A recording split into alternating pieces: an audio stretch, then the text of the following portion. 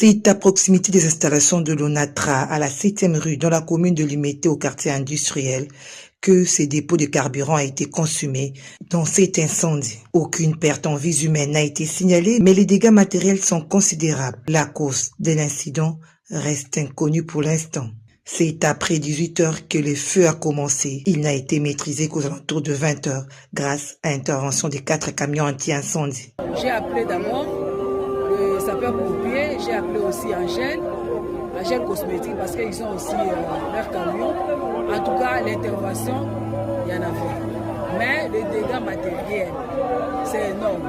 Heureusement que ce sont des maisons en torts. Mais jusque-là, la mort d'homme, on ne sait pas encore.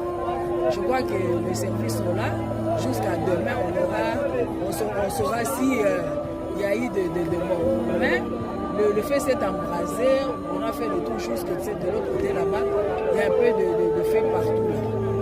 Mais les sapeurs-pompiers, ils ont eu cette bravoure-là d'éteindre. Mais il y a un peu de tension, ça et là.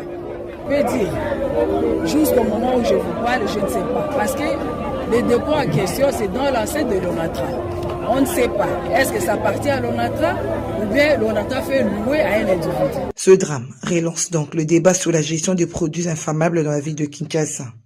Rappelons qu'en novembre dernier, un incendie s'était déclaré dans une partie des entrepôts centraux de la Commission électorale nationale indépendante, située au numéro 3075 de l'avenue des Entrepôts, dans les quartiers Kingabwa, toujours dans la commune de Limete. Aucun décès ni blessé n'avait été enregistré à la suite de cet incident. Cependant, le sinistre avait entraîné la destruction de plusieurs équipements, notamment des batteries au lithium et des panneaux solaires. C'est à proximité des installations de l'ONATRA, à la 7e rue, dans la commune de Limete, au quartier industriel, que ces dépôts de carburant a été consumé dans cet incendie. Aucune perte en vies humaines n'a été signalée, mais les dégâts matériels sont considérables. La cause de l'incident reste inconnue pour l'instant.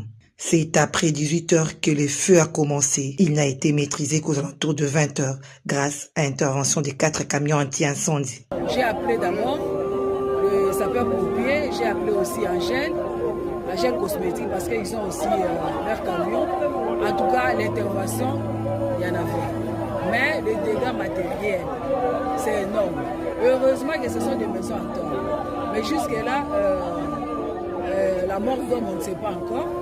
Je crois que les services sont là. Jusqu'à demain, on saura si y a eu de morts. Mais